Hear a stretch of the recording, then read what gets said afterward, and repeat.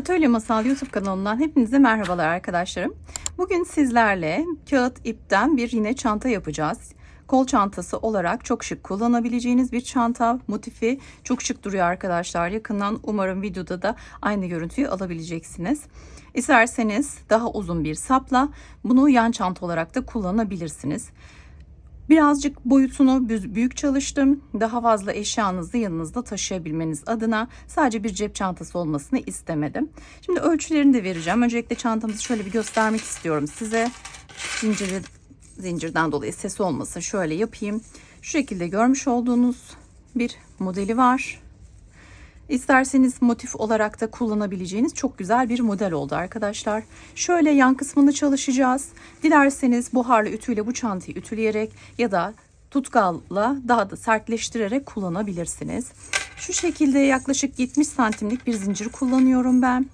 Malzemelerini de bu arada vermiş olayım. 2 tane yaylı halkayla kullanacağımız bir çanta. Şöyle ağız kısmı çalışacağız. Yan kısmını çalışacağız. Duvar için 2 tane motife ihtiyacımız olacak. Motif kısmını çalışacağız. Yani 2 motif, bir yan birleştirme ile 3 parçadan oluşturacağımız bir çanta olacak. Boyutlarına da bakalım birlikte. Şöyle çapı diyeyim. Yaklaşık 26 santim 25 santim diyelim. 25 santimden daha enli aslında. Şöyle genişliğini de görelim. Bu da şöyle yaklaşık 7 santim oluyor arkadaşlar. İsterseniz vereceğim sayıları sistematiğini kullanarak daha da büyütüp daha da küçültebileceğiniz bir çanta olacak. İp olarak kağıt ip kullandım. Aldığım kağıt ipleri sararak herhangi bir işlem uygulamadan direkt örmeye başlıyorum arkadaşlar. Alırken yumuşak bir ip olduğuna emin olun. Daha rahat öreceksiniz. Herhangi bir şeyde uygulamanıza gerek kalmayacak. Ne kadar kağıt ip kullandım onun bilgisini de vereyim. Yaklaşık olarak 6 gram kağıt ip kullandık. Ve tığ olarak da şöyle göstereyim hemen size. 6,5 numara 3,75 milimlik bir tığ tercih ediyorum. Kağıdınızın kalınlığına, el örgünüzün ayarına göre de tabii tığınızı değiştirebilirsiniz. İstediğiniz şekilde aksesuarlayabilirsiniz ve çantanızı kullanıma hazırlayabilirsiniz arkadaşlar. Tarifimize geçmeden önce de kanalıma ücretsiz abone olabileceğinizi hatırlatmak isterim. Bildirimlerinizi açmayı ve videomu beğenmeyi unutmayın. Hadi hazırsanız örmeye başlayalım.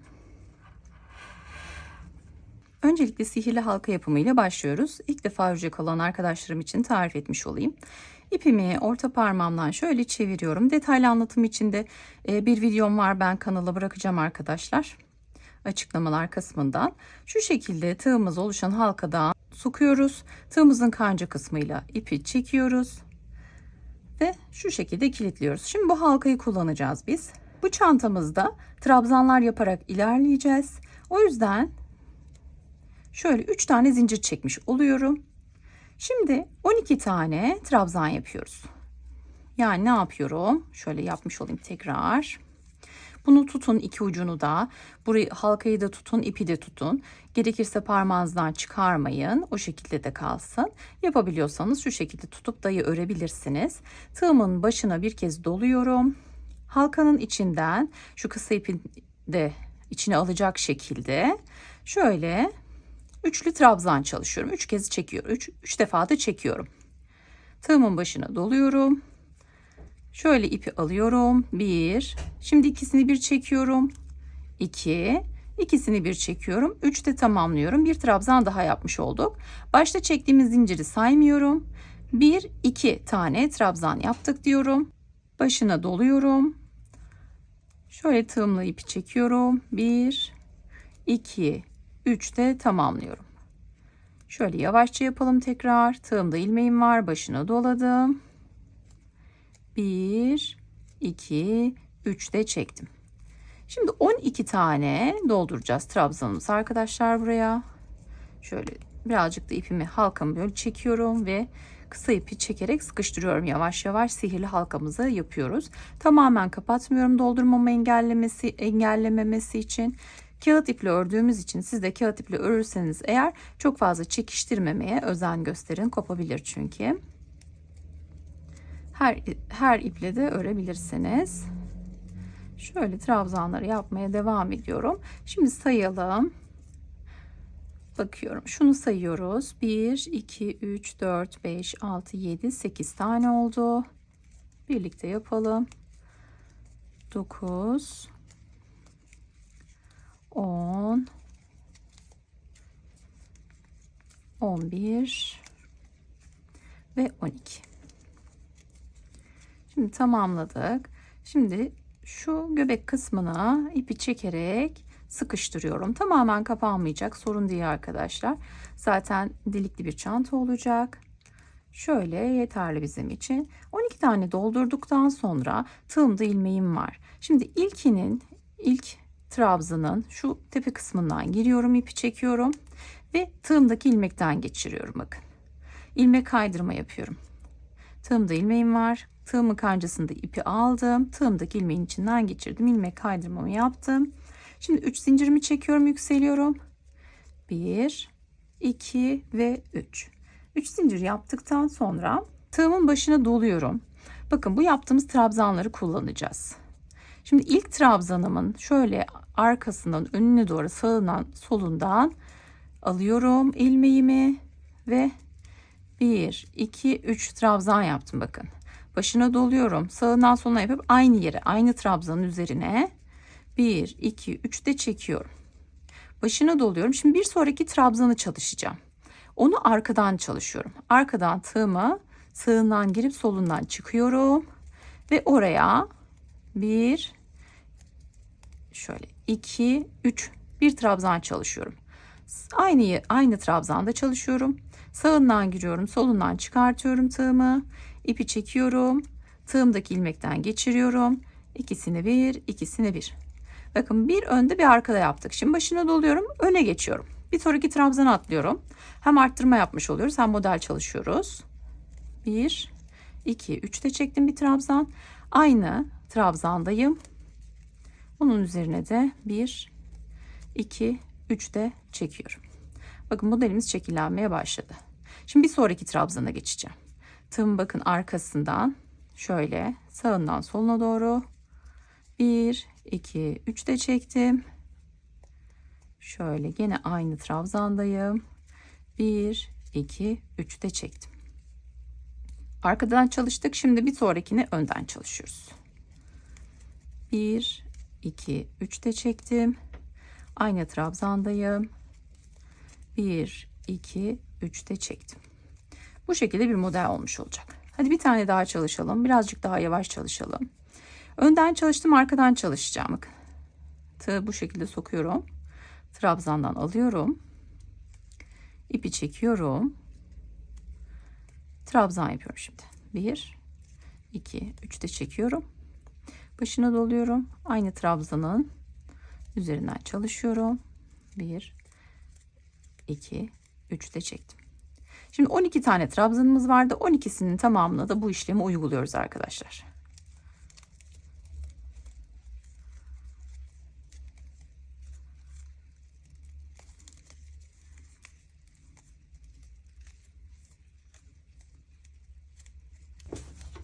Şimdi 12.yi de tamamladım. Arkaya denk geldi. Önden başlamıştık. Şu ilk trabzandan tekrar ilmek kaydırma yaparak birleştiriyorum. Şimdi bu sırada trabzanlar halinde çalışacağız yine. 1, 2, 3 tane zincirimiz olmuş olacak. Şimdi yaptığımız şu modelin sağından ve solunda boşluklar var. Onu örerken fark edeceksiniz. Hemen ilk boşluktan giriyorum. Bir trabzan daha çalışıyorum. 1 ve 2 olarak bunu kabul ediyoruz. Bir tane zincir çekiyorum araya. Bir sonraki boşluğa. Bakın, bu önde çalıştığımız, bu arkada çalıştığımız. Hemen arasından üçlü trabzan yapıyorum. Şöyle bir üçlü trabzan daha yapıyorum. Bir zincir çekiyorum. Başına alıyorum. Şimdi bakın. Şu önde kalan, şu arkada kalan. İkili ikili yapmıştık. Şu aradaki boşluğa batıyorum. Bir üçlü trabzan çalışıyorum. İkinci üçlü trabzanımı çalışıyorum. Bir zincir çekiyorum. Diğer ikilinin arasına batıyorum. Bir üçlü trabzan, ikinci üçlü trabzan. Bu şekilde çalışıyoruz. Şu ipimizi de içine çekelim. Birazcık daha sıkıştırıyorum. Şöyle uygun bir yerden ince bir tığ yardımıyla şöyle bir düğüm atacağım arkadaşlar, açılıp kaymasın diye. Şöyle ilmek aralarından onu saklayabilirsiniz. Şöyle.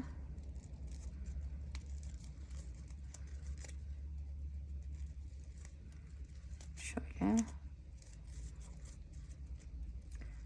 Halkadan döndürerek devam ettiriyorum.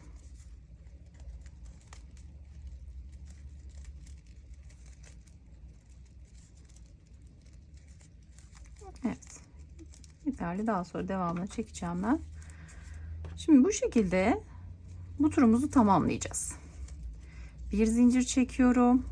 Şu ikililerin arasına bir, iki trabzan.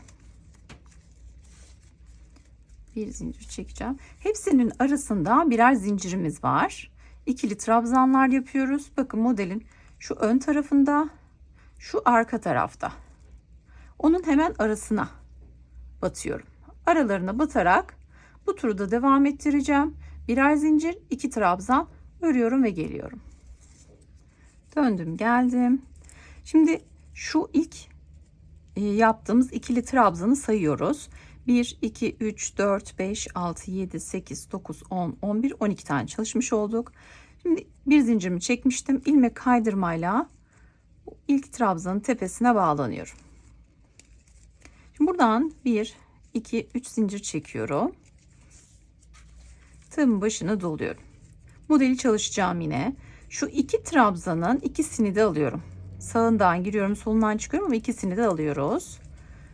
Örerken arkadaşlar elinizi çok fazla sıkmaya çalışmayın. Gevşek, bol bir şekilde örün. 1, 2, 3 de çekiyorum. Tekrar aynı trabzanlar arkasından şöyle ipimi alıyorum ve 3 de çekiyorum. Şimdi başına doluyorum. Şu tam ortasına bir tane üçlü trabzan ve ikinci üçlü trabzan yapıyorum. Şimdi tığımın başına şöyle bir zincir çekiyorum ve başına doluyorum. Bu ikili trabzanın yine ön kısmından örüyorum.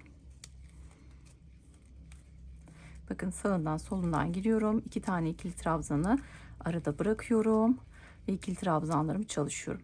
Bir zincir çekiyorum. İkisinin arasındaki boşluğa çalışıyorum. 2 tane üçlü trabzan çalışıyorum. Bir zincir çekiyorum ve yine modeli yapıyorum. Üçlü trabzanlar halinde. Şimdi ne yaptık? Bakın. Şu gördüğümüz ikili trabzanlardan anlatayım. Bu ikili trabzanları arada bırakıp üzerine model yapıyoruz. Buna model, buna model. Araya düz trabzanlar. Araya düz trabzanlar. Model yapıyoruz. Araya düz trabzanlar. Bakın. Modeli yapıyorum. Araya düz trabzan yapıyorum. Modeli yapıyorum. Araya düz trabzan yapıyorum ve aralarında birer tane zincir çekiyorum. Bakın bir tane daha yapalım. Bir zincir çektim. İkisinin arasına 2 tane üçlü trabzan yapıyoruz. 1, 2, zincir çekiyorum. Buna model yapıyorum.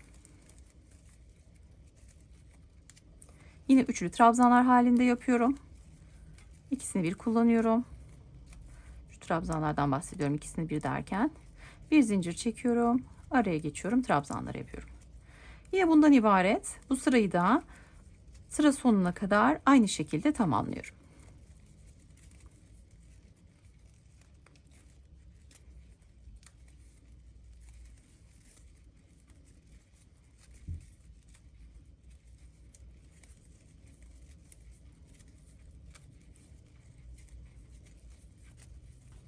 Tamamladım, geldim. Şöyle bir bakalım. Kıvrılma olabilir. Kağıt iple örerken el ütüsü yapın arkadaşlar, ara ara. Şöyle çekiştirerek şöyle formunu düzeltiyorum.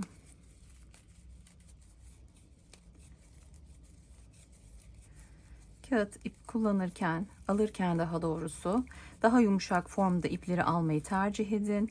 Örmesi de daha kolay olacaktır.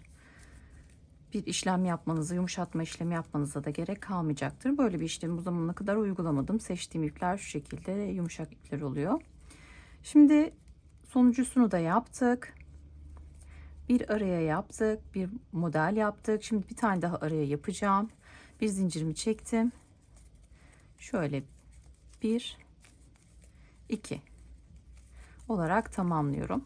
Şu ilk çektiğimiz zincirler hep arkada kalıyor. Şu ilk trabzanın tepesinden ilmek kaydırma yapıyorum. Bakın. Bu şekilde tamamlıyorum. Şimdi aralarda yine çalışacağız. Şu ilmek kaydırma yaparak bakın şu ortaya geliyorum. Burada 1 2 3 zincirimi çekiyorum. Yanına bir trabzan daha yapıyorum. Üçlü trabzan. Araya bir zincir çekiyorum. Ve bir sonraki araya atlıyorum. Oraya da 2 tane üçlü trabzan çalışıyorum. Bir zincirimi çekiyorum. Şu bir sonraki araya atlıyorum. 2 tane üçlü trabzan çalışıyorum. Bir zincir çekiyorum. Bakın şu aralara çalışmıştık. Bir model bir ara, bir model bir ara yapmıştık. Şimdi modelle trabzanların arasını çalıştığımız trabzanları aralarda bırakıyorum. Bakın. Zaten boşlukları görüyorsunuz. Model, araya çalıştığımız trabzanlar model. Bir sağını bir solunu yapmış oluyorum. Şöyle iki tane üçlü trabzan. Bir zincir, bir sonraki arada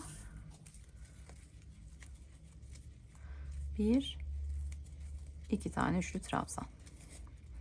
Şimdi bu şekilde örerek devam edeceğiz. Şuradaki sayıya da bir bakalım. Şu başladığımız yerden. İkilileri sayalım. Hem model hem aradakileri sayacağım. 1, 2, 3, 4, 5, 6, 7, 8, 9, 10, 11, 12, 13, 14, 15, 16, 17, 18, 19, 20, 21, 22, 23, 24 tane var. Şimdi şu gördüğünüz boşluklara hepsine 2 tane üçlü trabzan çalışacağım. Ve turu tamamlayacağım. Sonra bir üst araya beraber geçeceğiz.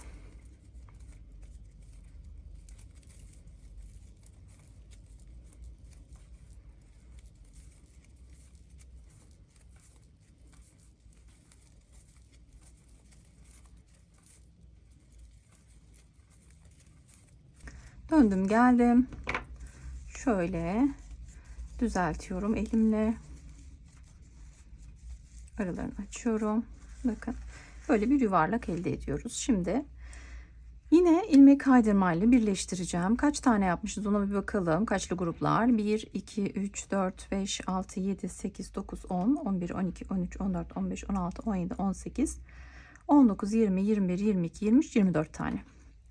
Şimdi ilmek kaydırmayla birleştiriyorum. Şöyle ilk trabzanın tepesinden. Şuraya bir tane zincir çekmemişim. Onu hemen çekeyim. Evet. Yine şöyle bir sonraki trabzanın tepesinden ilmek kaydırma ve ortaya yürütüyorum. Başlangıç noktamız da kaymış oluyor bu arada. Şimdi 1, 2, 3 zincir çekiyorum. Şimdi yine araya çalışıyorum bir tane daha. Bir zincir çekiyorum. Şimdi alttaki trabzanları kullanarak model çalışıyorum. Bir çalıştık. İkinciyi çalışıyorum. Bir zincir çekiyorum ve araya çalışıyorum. Yine trabzanlarla çalışmaya devam ediyorum. Bir zincir çekiyorum. Modeli yapıyorum. Modelli yapacağımız son sıra arkadaşlar bu. Bundan sonraki sıralarda farklı ilerleyeceğiz. Şöyle bir zincir çekiyorum ve araya çalışıyorum. Bir zincir çekiyorum. Trabzanların üzerinden çalışıyorum.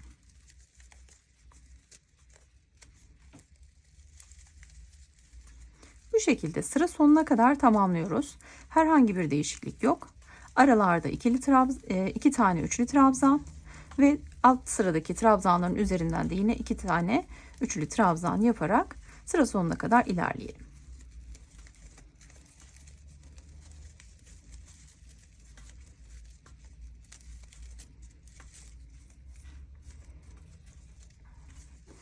Tamamlamış olduk. Son modelimizi çalıştık. Bir tane zincir çekiyorum. İlk trabzanın tepesine birleştiriyorum.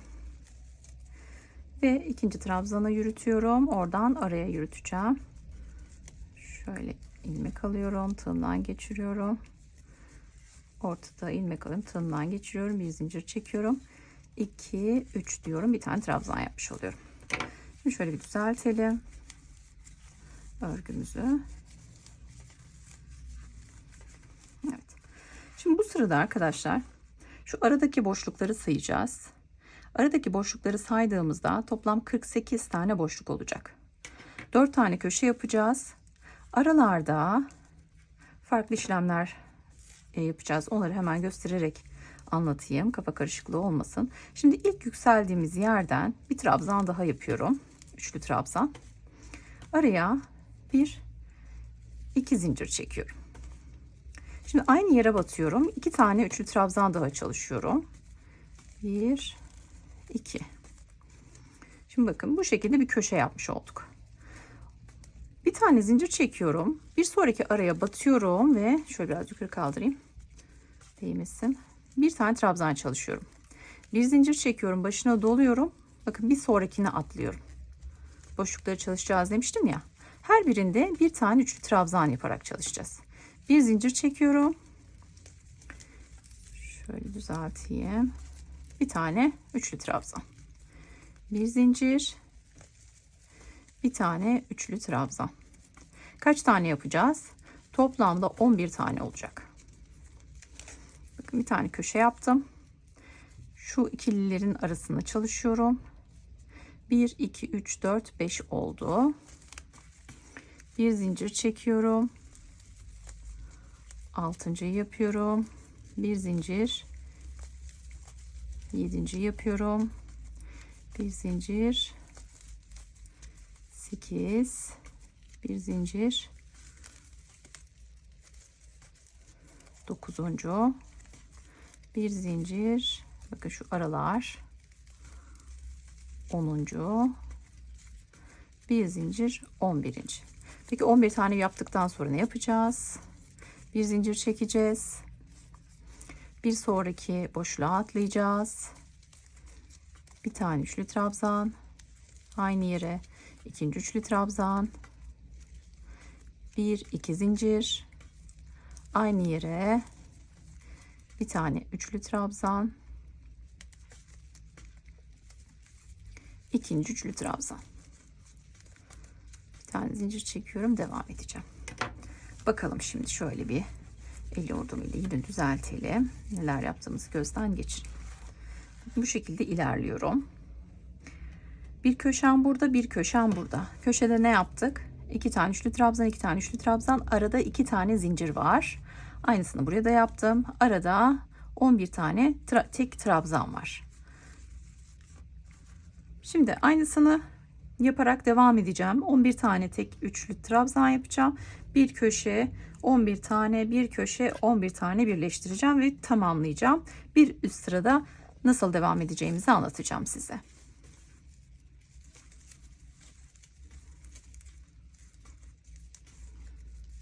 Evet, döndüm geldim, tamamladım. Şimdi bir zincirimi çekiyorum ve ilk trabzanın tepesine batıyorum. İlmek kaydırmamı yapıyorum. İkinci trabzanın tepesinden bir ilmek kaydırma daha ve köşenin göbeğine geliyorum. Şöyle alıyorum. 1, 2 ve 3 zincirle yükseliyorum. Bunu birinci trabzan olarak kabul ediyorum. Yanına hemen ikinci trabzanımı yapıyorum. 1, 2 zincirimi çekiyorum. Şimdi aynı yere 2 tane üçlü trabzan daha çalışıyorum. Yani köşenin üzerine köşe yapmış oluyoruz. Bu sıramız son sıramız olacak arkadaşlar. Bakın. Şu birinci köşemde bir üst sırada aynı yere battım. Şimdi bir zincir çekiyorum. Bakın bu kez yine şöyle aradan bir tane üçlü trabzan yapıyorum. Bir zincir çekiyorum. İkisinin arasına, şu kutucuğun arasına. Şimdi biz bir alt sırada kutucuklar yapmış olduk. Şimdi onların arasına yine birer tane üçlü trabzanlar yapmaya devam ediyorum. Bakalım. Şöyle bir düzelteyim. Şimdi yuvarlak olan motifimizi kare forma sokuyoruz. Bakın aralara batıyorum. Bir sonraki köşeye kadar bir zincir çekeceğim ve her bir araya bir tane üçlü trabzan yapacağım. Bir zincir çekiyorum. Bir sonraki araya bir üçlü trabzan, bir zincir çekiyorum. Bir sonraki araya bir üçlü trabzan yapıyorum.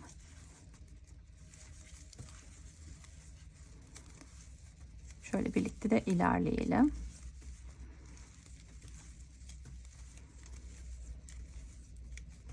Sayısı artmış olacak. Bir alt sırada 11 tane yapmıştık. Evet. Son 2 taneyi de yapıyorum.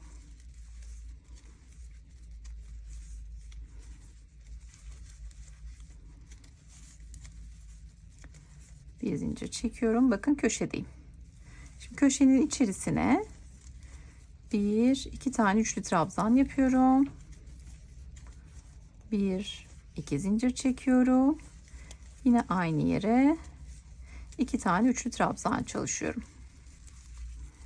Bu köşemizi de tamamlamış olduk. Bakalım şöyle. Sayalım bir. 1, 2, 3, 4, 5, 6, 7, 8, 9, 10, 11, 12 tane tekli trabzanımız olmuş oldu. Bakın 1, 2, 3, 4, 5, 6, 7, 8, 9, 10, 11 taneydi. 12 tane elde etmiş olduk. Şimdi diğer köşeleri de aynı şekilde yapıp burada tamamlıyoruz ve aynı parçadan bir tane daha örüyoruz. Ara parçamız için örmeye devam edeceğiz.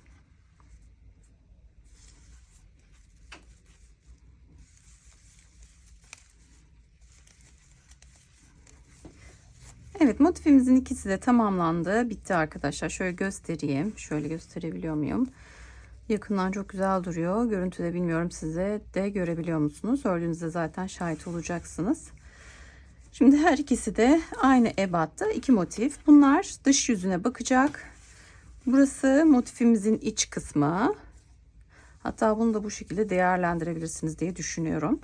Şimdi bunları birbirine bakacak şekilde iç tarafları denk getireceğiz. Araya bir bölüm öreceğiz arkadaşlar. Çantamız şöyle aralanacak. Bunu örmeye başlayalım şimdi de. Öncelikle bu parçalarla ilgili bilgi vermiş olayım. Ölçü bilgilerini vermiş olayım size. Şöyle bir ölçelim. Bakın.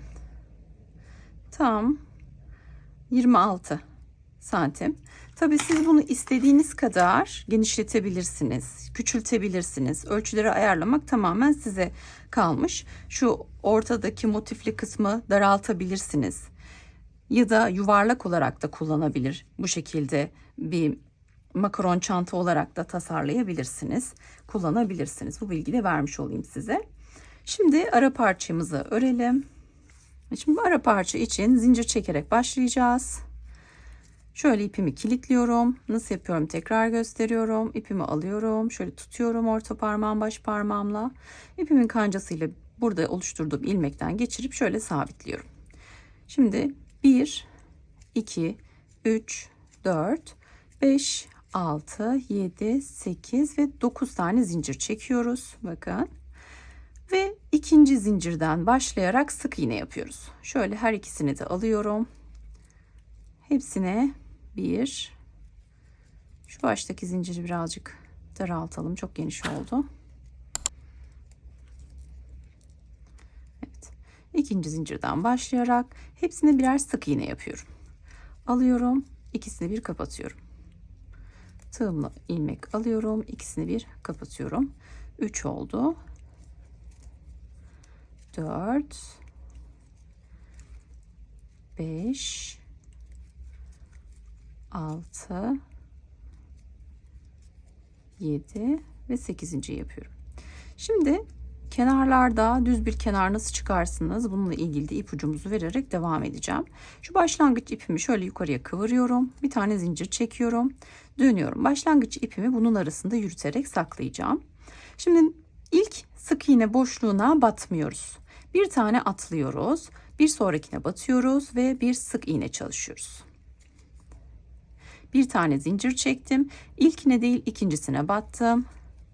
Hemen yanındakine, hemen yanındakine sık iğnelerimi yaparak devam ediyorum. 3 sık iğne yapmış olduk.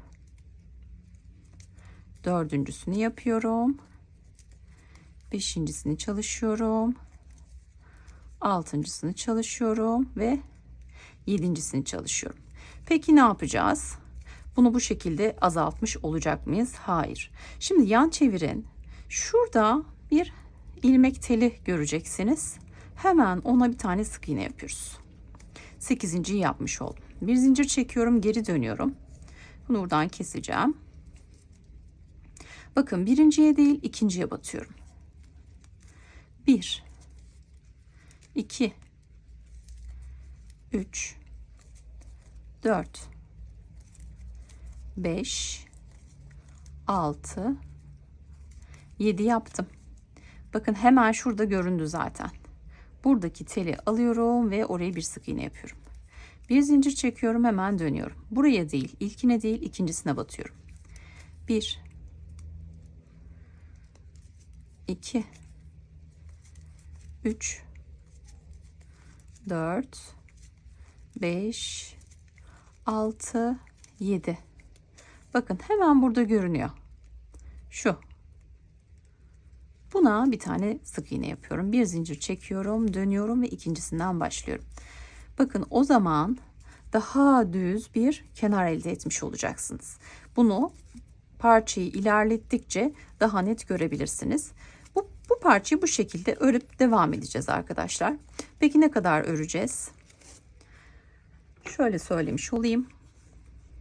Şimdi 3 tarafını biz bu şekilde parçayı örüp birleştireceğiz. Dolayısıyla elinizdeki parça, çünkü kullandığınız ip ve el ayarınıza göre büyüklük tabi değişiklik gösterecek. O yüzden çantanızı şuradan gösterebiliyorumdur umarım.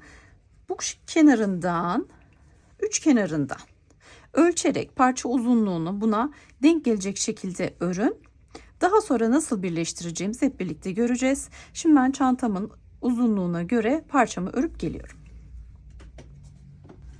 Evet arkadaşlar, ben parçamı tamamladım. Şöyle göstermiş olayım size. Ne kadar örmüşüm, kaç santim, onu da hemen birlikte ölçelim.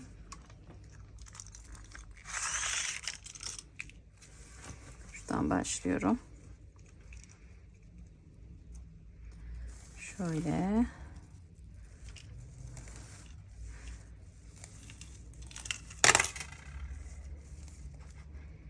...64 santim. 64 santim uzunluğunda örmüşüm. Eni ne kadar olmuş ona da bakalım. Eni de 5,5 santim. Bakın şimdi birlikte kenarlarına bakalım. Görüyor musunuz? Dümdüz kenarları. Oldu. Bunu örerken de bize kolaylık olmuş olacak. Daha muntazam duracak. Şimdi parçalarım burada. İpimi koparmadım. Şöyle bir zincir çekmiştim. Onu iptal ediyorum. Bakın şimdi şöyle birbirlerine iç yüzleri, ters yüzü birbirlerine baksın. Şu şekilde denk gelecek. Şimdi o zaman ne yapıyorum ben? Bu parça altı aşağıya koyun. Bu parça ters yüzünde olsun. Ve buradan örmeye başlayalım. Şu yaptığımız köşelerin şu trabzandan, sonra da yanındaki trabzandan alarak öreceğim. Şimdi şöyle geçiriyorum. Trabzanın tepesinden. Hemen şöyle bir tane sık iğne yapacağım. Hatta şöyle yapalım. İlmek kaydırma yapalım. Bir zincir çekelim. Yanındakine diğer trabzanla birleştirelim. Şöyle. Sonra bir sonrakine atlayalım. Ortasını birleştirelim. Denk gelecek şekilde yapacağız arkadaşlar. Bunun sayısı sırası yok. Ama ilmekleri atlamamaya özen gösterin. Hem parçada hem de motifte ilmek atlamayın. Hepsinden birleşmiş olsun. Bakın. Bütün karşılıklı ilmekleri sık iğne ile birleştiriyorum. Şu kenarlarda tek geliyor. Bazıları çift geliyor. Onları geliş nasıl geliyorsa öyle alın. Şuradan da şöyle iki kanadını alalım. Sağlam olsun. Bakın burada tek geldi. Bu hani 8.'yi döndüğümüz yer. Bakın burada çift. Örerken göreceksiniz daha net. Şurada tek geldi. Trabzanın tepesine batıyorum. Bu şekilde birleştirerek devam ediyorum. Bakalım şöyle. Bakın. Gördünüz mü? Çok güzel olacak. Şöyle bunu birleştireceğiz. Buradan döneceğiz. Bu şekilde bir birleştirme elde etmiş olacağız. Daha sonra aynı işlemle de diğer parçayı buna birleştireceğiz. Ben şimdi bu kenar kısmını tamamlayıp geliyorum.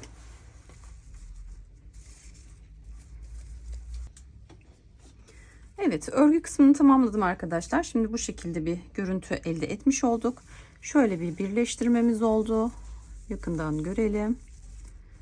Şimdi aynı şekilde diğer parçayı da birleştireceğiz. İç kısmıyı da iç kısma denk gelecek. Burası dışarısı olacak. Şimdi burayı da birleştirelim. Daha sonra ağız kısmını nasıl yapacağız onu göreceğiz. Öncelikle ipimi sabitliyorum. Şuradan şu köşe yapmıştık. Köşe V'den şuradan ipimi sabitliyorum. Şöyle düğümleyelim hatta. Bunu içeride yürüteceğim. Şimdi bu taraftan değil, öbür taraftan örelim. Çünkü örgü kısmı birbirlerine aynı şekilde denk gelsin. Şöyle bu tarafa geçeceğim. Şöyle başlayacağım. Bakalım. Şuradan sabitleyelim.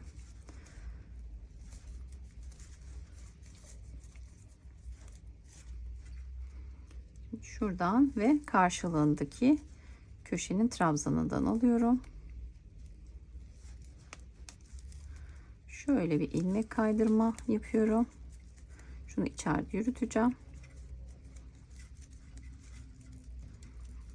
Sonra buraya bir sık iğne yapıyorum.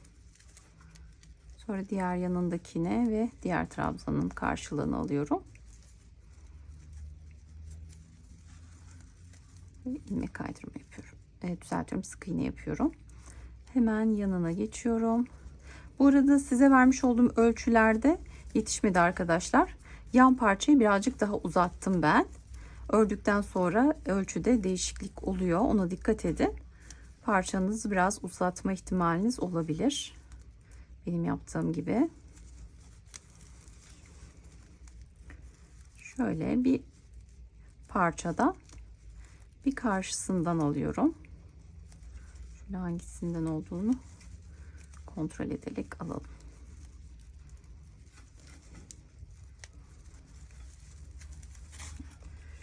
Neden bu taraftan başladım? Çünkü aynı görünmesini istiyorum. Şöyle göstermek istiyorum size. Bakın. Alışların aynı görünmesini istiyorum. Burada çantayı şöyle birleştireceğiz. Kenar dikişlerin aynı olmasını, örgülerin aynı olmasını istiyorum. O yüzden ne taraftan başladıysanız örgünün iki tarafı da birbirinin simetrisi olursa daha güzel durur. O yüzden biraz önce çevirdim. Şimdi yine aynı şekilde bir parçadan, bir motiften alarak bu kenar örgüsünü tamamlayacağız ve ağız kısmında neler yapmamız gerektiğini birlikte göreceğiz.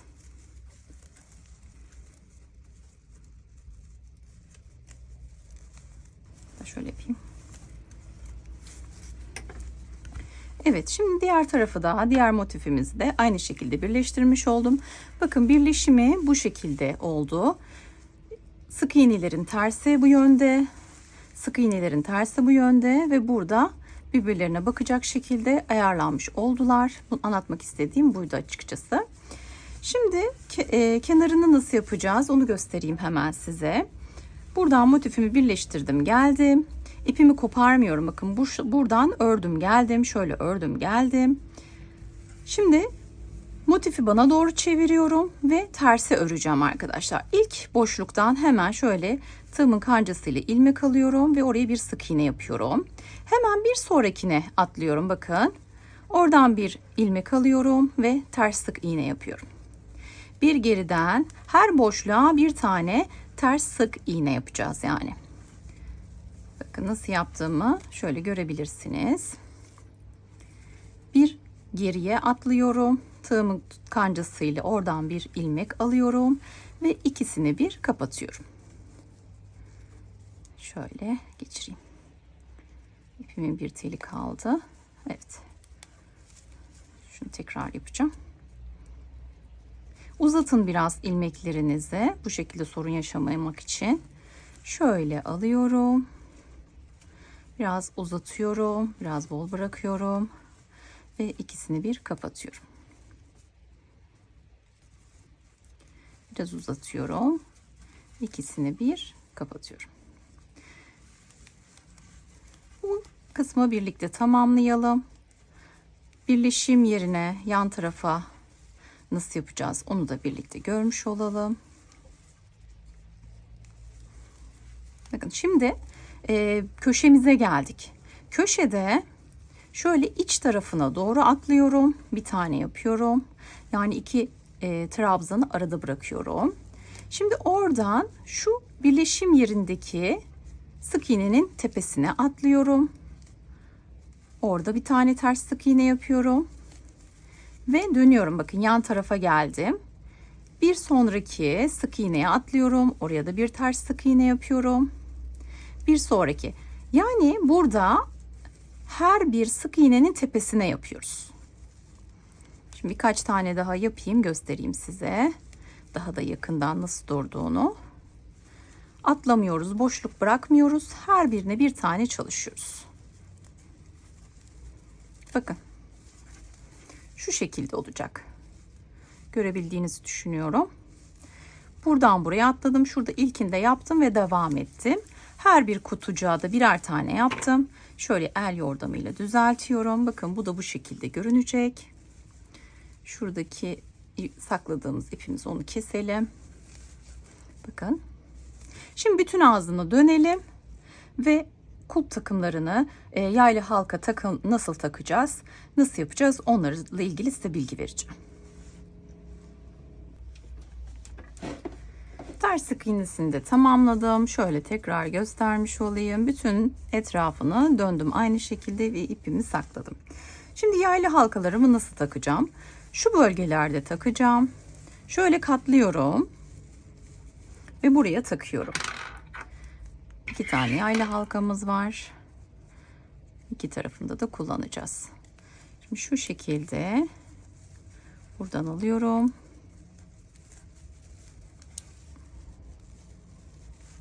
Şu şekilde. Bakın bu taraf aynı şekilde de diğer tarafa takıyorum. Evet, takmış olduk. Öbürünü de yapalım hemen. Yine aynı şekilde katlıyorum. Şöyle eşit bir şekilde ve takıyorum.